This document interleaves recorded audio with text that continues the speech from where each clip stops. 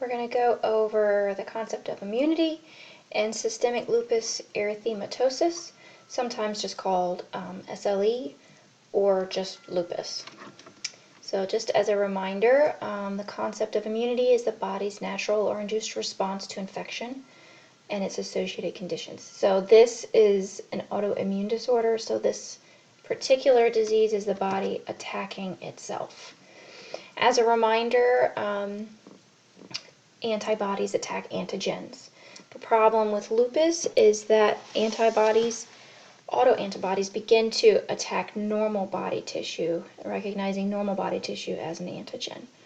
So we start to see these buildups of immune complexes. They start to deposit all over the body, almost like your immune system is just dumping its trash everywhere, and those immune complexes start to cause a lot of problems really throughout the entire body. You're going to see a whole bunch of different symptoms that arise from this disease, and a lot of them are very serious. So the specific cause is unknown, but we know some of the risk factors. African Americans are at a higher risk than other populations. 90% of people who are diagnosed with lupus are women.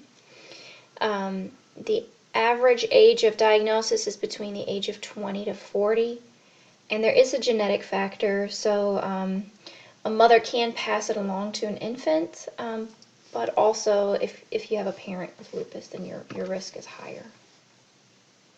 So there are a whole host of symptoms, like I said, and clinical manifestations. There's a page in your book, page 543 in Pearson, that shows a great picture of all of these symptoms, these and others. So make sure you go in your Pearson book and take a look at that.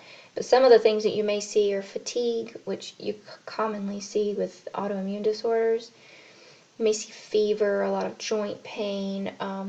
This butterfly rash on the face is something that we usually only see with lupus, and it's not common necessarily to see it with lupus, but you don't usually see that with other conditions. So that's kind of a big indication that that's maybe what it is. There's photosensitivity, so exposure to sunlight could cause them to have these big lesions on their skin. They can be very sensitive to sunlight. Chest pain, alopecia, weight gain or loss. This Raynaud's phenomena is a sudden loss of blood flow to blood vessels in the extremities, so you may see fingers turning white or blue or bright red, and they can be very painful. You may also see anemia or leukopenia. There's a lot of damage to the kidneys with lupus if they're in a flare-up of lupus. So you might see protein in the urine or casts in the urine, and casts are just like shreds of tissue that we shouldn't be seeing in the urine. The number one cause of death for patients with lupus is kidney failure. So we look at a bunch of different things when we're diagnosing this. We might look at the CBC, where we'll see that they are anemic and they have that low white blood cell count. So they may have frequent infections because of that, because their immune system is just constantly fighting itself. The sedimentation rate in the CRP may be high. The serum complement levels are proteins that work with the immune system, so we may check that level. So in somebody with lupus, since you're constantly fighting, you may be using up more of that serum complement level than the average person, so the levels might be low. Anti-DNA is pretty specific to lupus. It's something that we don't normally find in patients that don't have lupus. So these are specific types of antibodies. So that's kind of the go-to study that we'll do for lupus. ANA will just tell us if there is an autoimmune disorder going on. And then to check for kidney function, we may do a Chem7, to look at BUN and creatinine. We may also do that urinalysis to look for casts and protein. And then we may do a kidney biopsy to check for lesions in the kidneys. Treatment for this is to try to get somebody into remission and keep them there. So the person may be on NSAIDs. Hydroxychloroquine is an anti-malarial medication that can put the person into remission, actually.